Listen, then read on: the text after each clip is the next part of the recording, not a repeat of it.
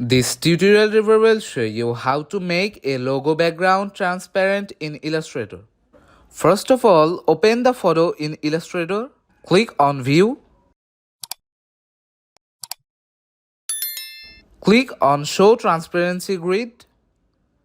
I'm selecting the logo, click on Window, Image Trace, click on Preset drop-down,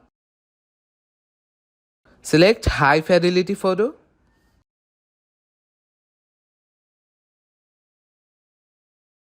You can cross this panel.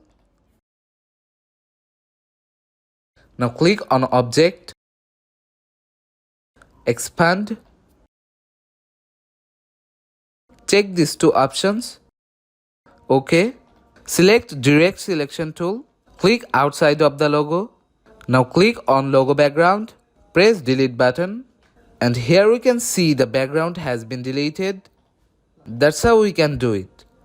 If you find this video helpful, please make sure to subscribe Tutorial River. See you in the next video.